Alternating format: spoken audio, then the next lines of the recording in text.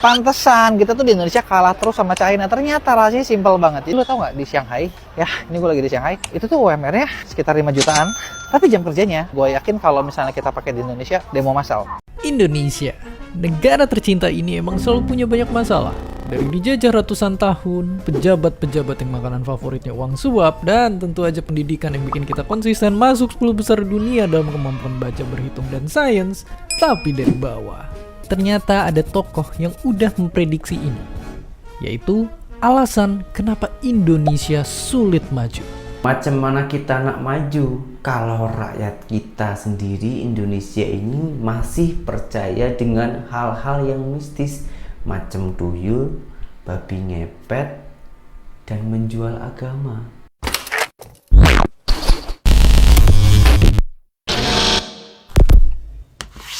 Hai, halo geng, assalamualaikum warahmatullahi wabarakatuh. Berjumpa kembali dengan saya Zainal Story. Sebelum video ini saya mulai, gimana kabarnya kalian semua? Semoga semua yang menonton video ini baik-baik saja, dimurahkan rezekinya, selalu berpikiran yang positif dan dijauhkan dari mara bahaya oleh Tuhan yang Maha Esa. Baik geng, sesuai dengan request ya, kita asingkan dulu Malaysia. Kita bahas tentang Indonesia dan juga Chinese geng. Karena kenapa? Banyak sangat orang-orang ya, orang Indonesia khususnya netizen-netizen Indonesia itu yang mengatakan, "Bang, sekali-sekali jangan bandingkan Indonesia dengan Malaysia. Karena itu tak setara geng," konon katanya. Karena Malaysia itu negara kecil, sementara Indonesia ini negara yang cukup besar. Jadi kita bandingkan saja dengan Chinese sana dulunya itu geng, ekonominya itu sangatlah rendah, lebih kurang macam Indonesia, tapi sangat cepat, hanya 20-an tahun ekonomi menaik pesat sampai saat ini tuh menjadi sorotan dunia.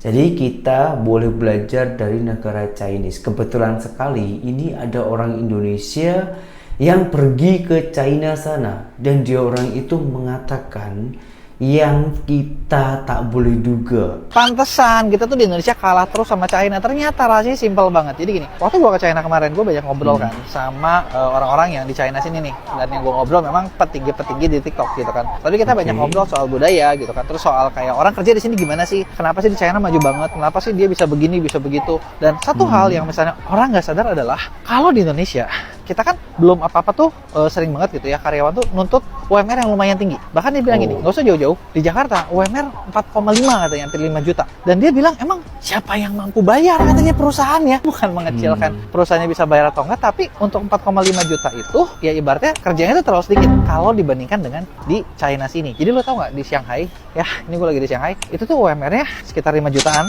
Tapi jam kerjanya, gue yakin kalau misalnya kita pakai di Indonesia, demo massal, itu jam kerjanya itu rata-rata bisa dari jam 10 pagi sampai jam 10 malam. Jadi kayak malam-malam kayak gini nih, lo lihat, ini orang rame.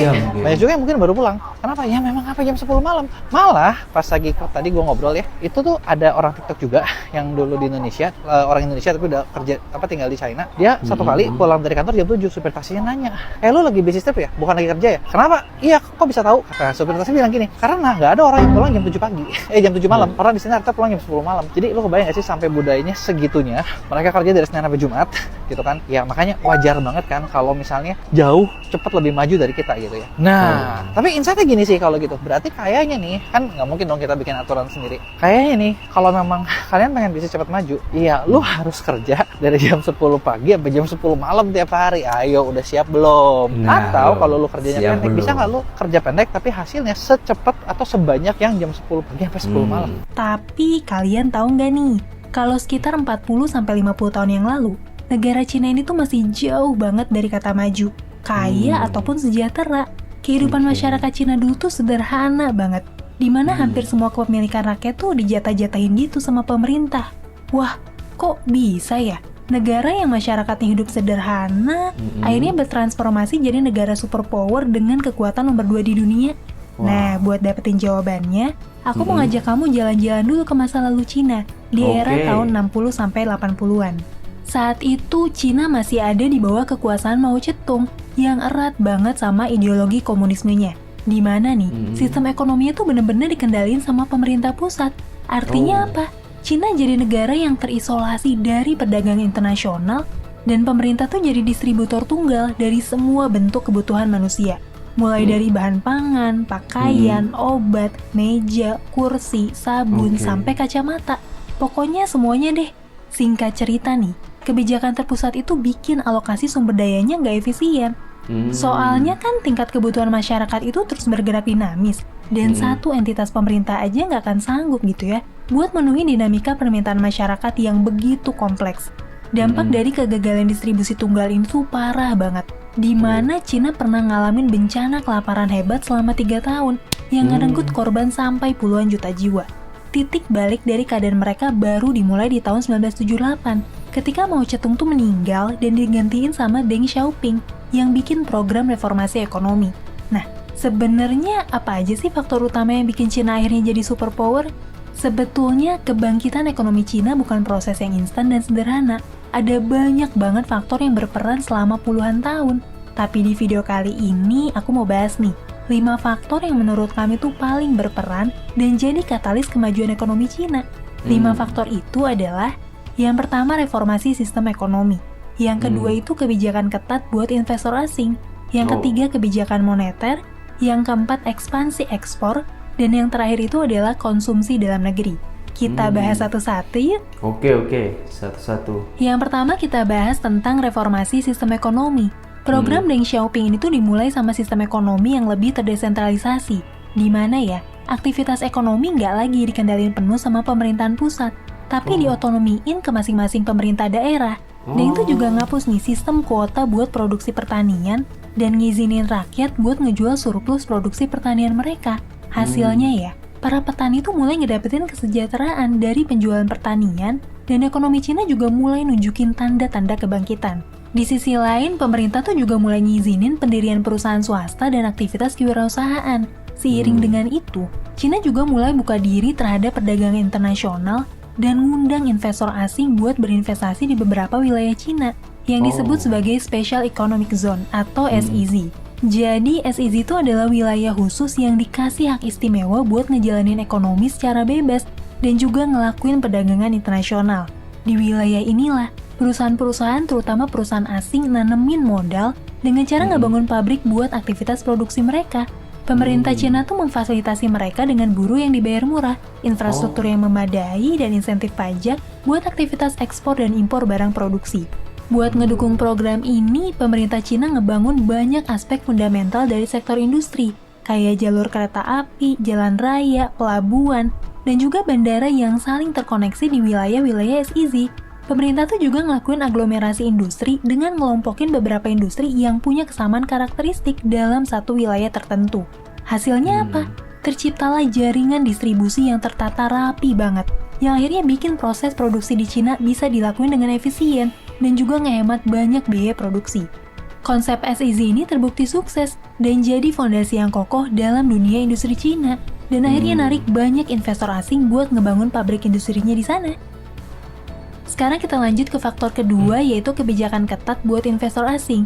Jadi Cina tuh nggak sembarangan nih buat nerima investor asing yang masuk ke negaranya. Ada banyak banget kebijakan ketat yang harus dipatuhi sama investor asing tersebut. Salah satunya tuh adalah kewajiban buat nyalurin investasi berupa proyek padat karya yang bersentuhan langsung sama sektor real, kayak pembuatan pabrik dan juga industri produksi. Jadi investor asing tuh nggak boleh tuh cuma nyalurin modal doang buat dipinjem sama pengusaha lokal Cina. Udah gitu tinggal dapat profit dan bunga pinjaman doang. Dengan kebijakan ini, investor asing nggak bisa dengan mudah seenaknya narik aset investasi mereka balik. Karena kan uang yang mereka salurin tuh udah berubah bentuk jadi pabrik dan juga infrastruktur industri yang padat karya. Selain itu, pemerintah Cina juga ngewajibin aktivitas usaha mereka dilaksanain dengan sistem joint venture atau kerjasama dengan perusahaan lokal, di mana perusahaan lokal itu berhak nih buat mimpin proyek, sekaligus dapetin transfer ilmu dan juga teknologi buat dipelajarin. Berkat cara ini, Cina bisa mempelajari dan memproduksi ulang teknologi-teknologi kunci yang sebelumnya tuh dikuasain sama beberapa negara lain, kayak komputer, peralatan elektronik, komunikasi, bahkan teknologi militer. Oh. Dari sinilah muncul banyak perusahaan lokal Cina yang mampu memproduksi barang dengan level kualitas yang bisa nyaingin barang-barang dari Eropa, Jepang, dan juga Amerika. Wah. Tapi bisa diproduksi dan dijual dengan harga yang jauh lebih murah. Oh. Sekarang kita bahas faktor selanjutnya, yaitu kebijakan moneter dari Bank Sentral Cina. Seiring dengan peningkatan industri lokal nih, sektor perbankan Cina tuh juga dapetin limpahan likuiditas yang besar banget dari tabungan perusahaan-perusahaan lokal yang makin bertambah. Dengan modal ini, sejak tahun 1995, Cina tuh terus beli obligasi pemerintah Amerika, alias jadi negara pemberi pinjaman utang kepada Amerika. Amerika awalnya tentu seneng dong, karena kan mereka terus dapetin dana segar dengan bunga kecil. Apalagi dengan pembelian obligasi negara ini, pemerintah Cina tuh harus nuker yuan jadi US dollar secara besar-besaran. Wow. Akibatnya apa? Nilai yuan terus menurun, sementara nilai US dollar terus menguat. Dengan demikian, Amerika tuh bisa terus-terusan beli produk Cina dengan harga yang miring, karena kan nilai tukar US dollar terhadap yuan terus menguat. Tanpa sadar, justru hal inilah yang jadi bom waktu buat Amerika. Dengan penurunan nilai yuan, produk-produk bikinan Cina tuh jadi makin murah di pasaran internasional. Tercatat sejak tahun 1995, nilai mata uang yuan jatuh mendadak terhadap US dollar dan stabil di angka 8,277 selama kurang lebih 10 tahun. Akibatnya apa? Produk Cina tuh makin nguasain pasaran global, ngalahin produk-produk pesaing dari negara maju yang dulunya tuh jadi investor mereka. Satu persatu, raksasa industri kayak Jerman dan Jepang akhirnya tersusul nih sama penjualan ekspor Cina. Seiring dengan itu, kualitas produk dari barang-barang Cina juga makin bisa bersaing, atau bahkan nyamain level kualitas produk-produk kelas dunia. Wow. Tanpa terasa, seluruh dunia jadi bergantung sama Cina. Tanpa terasa, industri ekspor seluruh dunia nggak bisa lagi nyaingin barang-barang Cina yang makin bagus tapi harganya bersahabat. Dan tanpa terasa juga, saat ini utang obligasi pemerintah Amerika terhadap Cina tuh udah lebih dari 1 triliun US dollar. Kita lanjut ke faktor keempat, yaitu ekspansi ekspor. Dengan kebijakan moneter yang bikin produk Cina jadi murah banget di pasar internasional, tentunya Cina manfaatin itu buat bisa maksimalin penjualan ekspor ke luar negeri sebesar-besarnya. Cina yang kini udah punya ekosistem manufaktur yang kokoh banget dan rantai pasokan yang efisien karena bahan baku produksinya tersedia dari pemasok lokal yang harganya murah. Tentu aja, akhirnya Cina sanggup ngelahirin produk-produk dengan kualitas yang bagus, kuantitas banyak, dan juga harga yang ramah di kantong. Hal itu makin didukung sama kebijakan pajak ekspor yang rendah banget. Pemerintah Cina tuh sampai ngapus semua pajak berganda. Bahkan PPN aja tuh dibikin 0% buat semua produk yang bakalan dijual ekspor keluar Cina. Gak cuma kebijakan pajak aja yang ramah terhadap pengusaha. Pemerintah tuh juga ngasih subsidi gitu ya kepada kawasan industri. Misalnya nih, khusus buat kawasan industri, semua tagihan air dan listrik itu disubsidi 30% sama pemerintah. Hal itu tentu bikin para pengusaha semakin produktif dan berani gitu buat jual produk dengan harga yang lebih murah di pasar internasional. Hasilnya, di tahun 2017, Cina itu adalah eksportir terbesar di dunia dengan nilai ekspor mencapai 2,4 triliun US dollar. Dan faktor terakhir adalah dari sisi konsumsi dalam negeri. Sejak SD, kita semua pasti udah tahu nih, kalau Cina tuh selalu jadi negara dengan jumlah penduduk terbanyak di dunia. Artinya apa? Industri lokal di Cina nggak perlu khawatir tuh kehilangan konsumen.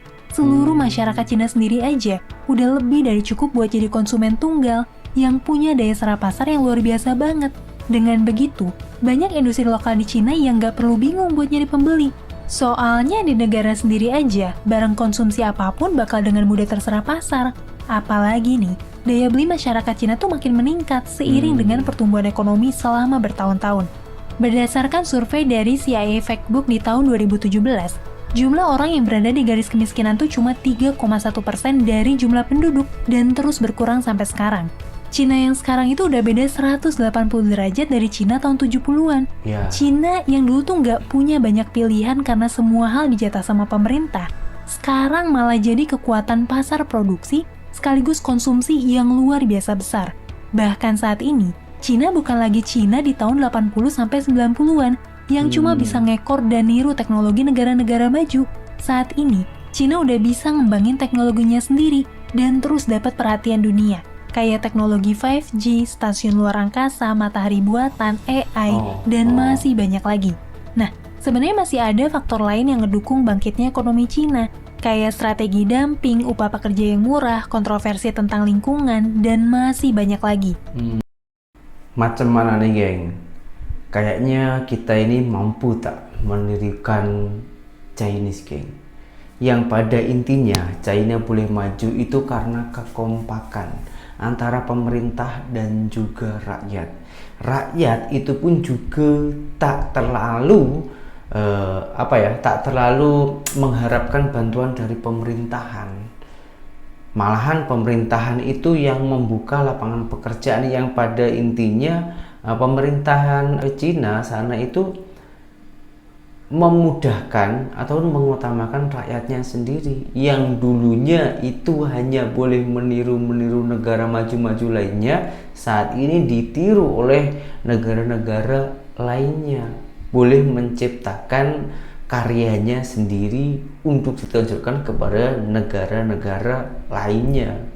Nah, ini yang harus kita contoh, geng. Tapi pertanyaannya, mampu tak kita merubah mindset kita macam rakyat China? Dan kenapa? Kenapa alasannya Indonesia ini susah maju? Indonesia, negara tercinta ini emang selalu punya banyak masalah. Dari dijajah ratusan tahun, pejabat-pejabat yang makanan favoritnya uang suap, dan tentu aja pendidikan yang bikin kita konsisten masuk 10 besar dunia dalam kemampuan baca, berhitung, dan sains, tapi dari bawah. Tapi di luar itu semua, ada satu masalah besar yang sebenarnya mungkin kita sering kelewat. Dan dari 2 tahun sebelum teks proklamasi dibacakan, ternyata ada tokoh yang udah memprediksi ini, yaitu alasan kenapa Indonesia sulit maju. Siapakah dia? Dan apakah masalah itu sebenarnya? Kok bisa? Dia adalah Bapak Republik Indonesia, Tan Malaka. Dia bilang kalau masalah bangsa kita adalah cara berpikir yang sesat dan tertutup. Selalu ngaitin hal-hal mistis dan tahayul. Kenapa begitu? Karena baginya ini ibarat bermain dengan api yang bahaya. Karena mental kayak gini bikin orang-orang malas berpikir dan nyerah sama nasib. Dan ujungnya jadi gampang ditipu dan dikendaliin sama orang yang lebih pinter. Benarkah, dan kalau begitu apa yang mesti kita lakuin? Pertama-tama, kita harus akuin dulu bahwa hal kayak gini itu emang masih terjadi di negara kita. Ya, bergantung ke mitos, bukannya mikir secara rasional. Contohnya kalau mau lulus ujian, bukannya belajar malah pakai jimat. Karena penyakit yang harusnya karantina malah lari ke orang yang katanya pinter. Dan begitu ada tetangga yang punya duit banyak, malah dituduh suka jaga lilin malam-malam. Dan mungkin kemalasan berpikir ini juga lah yang akhirnya bikin kita gampang kena kabar palsu. Oke, sebelum kita jadi gitu juga, ayo coba latihan mikir yang benar. Gimana caranya? Nah, simpelnya, coba bayangin 3 checklist ini ketika kita mikir. Harus ada buktinya, jalan pikirnya nggak belibet, dan yakin bahwa kita bisa aja salah. Masih belum kebayang? Nah, coba kita ambil kasus dari si babi jadi-jadian. Kita bisa mulai dari bertanya. Habis itu bikin dugaan. Habis itu kita perlu eksperimen atau seenggaknya nyari jawaban dari sumber yang bisa dipercaya. Baru dari situlah kita bisa narik kesimpulan. Dan cara ini juga lah yang bisa kita terapin saat mikirin yang lain. Jadi ibarat tangga, kita mesti ngelangkah satu persatu. Jangan lompat ke paling atas. Dan abis itu pun kita mesti terbuka saat ada bukti baru yang nunjukin kalau kita itu salah. Ngomong-ngomong, kalau kita lihat lebih luas, sebenarnya hal kayak gini itu tuh nggak cuma terjadi di Indonesia. Karena pernah ada masa di Eropa yang saking orang-orang yang percaya mitos dan tahayul dulu dikenal sebagai zaman kegelapan. Kalau tadinya ilmu melaju pesat tiba-tiba berhenti kayak gear yang rusak.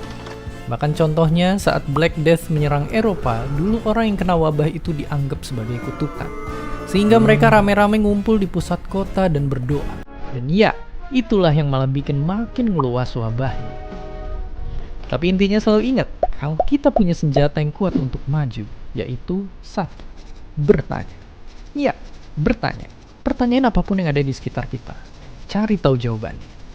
Dengan gitu, sama-sama kita bisa buat Indonesia yang punya pikiran yang merdeka, dimulai dari diri kita sendiri. Aduh, iya lagi, di Indonesia ini memang masih banyak orang-orang yang percaya mitos. Seperti contoh kita nak kawin ataupun melakukan pernikahan, itu pun harus kita tanya kepada orang tua, atau kalau di Indonesia ini namanya orang pintar ya, ataupun bomu lah kalau di Malaysia. Macam mana kalau saya itu kawin dengan ini macam itu. Terutama itu di Jawa. Di Jawa itu sangatlah kental dengan kepercayaan macam itu. Bahkan banyak orang-orang Indonesia yang mengaku sakti, yang mengaku ahli, lalu menjual keahliannya yang tak pasti itu kepada rakyat biasa. Yang membuat saya pelik, rakyat-rakyat biasa, ya rakyat kecil ini pun percaya dengan itu. Ada juga tentang agama pun juga macam itu. Ada beberapa agama di Indonesia ini dijual belikan, ataupun kita memakai agama untuk mendapatkan uang. Seperti contoh ya, kita pergi ke tempat orang yang merasa ngalim ya, lepas itu di situ kalau nak banyak sih hal yang kita ambil yang paling mudah aja lah ya. Kalau kita nak teringin kaya, yang sepatutnya kita ini harus bekerja ya. Kita boleh sangkutkan dengan Tuhan, kita pasrahkan hasilnya kepada Tuhan. Yang penting kita sudah berusaha semaksimal mungkin, lalu kita harus mengelola keuangannya itu harus benar-benar pandai. Jadi kita pikir dulu, jangan kita kerja biarlah Tuhan yang menentukan gini, yang menentukan. Akan tetapi banyak orang-orang Indonesia itu yang pergi ke tempat ulama-ulama meminta kepada dia orang agar rezekinya itu lancar, dan dikasihlah ayat-ayat suruh mengamalkan ayat itu agar rezekinya itu lancar. Dan yang orangnya yang minta rezeki itu kerjanya itu berkurang. Nah, kalau kita pikir dengan logika, kaya dari mana? Dan banyak lagi mistis-mistis lain, macam memelihara tuyul, macam babi ngepet untuk mendapatkan kekayaan dan lain-lainnya. Sementara itu tak ada membangun untuk negara, karena itu semakin lama semakin membodohi diri kita, tak akan berkembang. Yang pada intinya apabila Indonesia ini nak teringin maju, ya pasti teringin lah, semua negara itu pasti teringin kalau negara kita ini maju berkembang. Yang pada intinya kita harus berpikiran yang sangat-sangatlah positif, tak payah percaya dengan hal-hal yang gaib, dan kita berpikir memakai akal sehat. Kalau ada apa-apa kita pikir dulu, ini betul tak? Boleh kita pikirkan dengan logika tak? Boleh logik tak? Kalau tak boleh logik, tak payah percaya dengan hal-hal yang macam itu. Oke, semoga dengan semua video yang saya tayangkan ini ada manfaatnya dan menambah wawasan untuk kita semua. Oke, mohon maaf ya, hari ini saya tak bahas sedikit pun tentang Malaysia. Apabila kalian suruh bahas saya apalagi di video yang selanjutnya, silahkan tulis di kolom komentar ataupun boleh DM di akun TikTok pribadi saya, dan berjumpa kembali di video saya yang selanjutnya. Saya Zainal Story, seorang mantan TKI Malaysia. Salam TKI sukses. Assalamualaikum warahmatullahi wabarakatuh. Bye bye.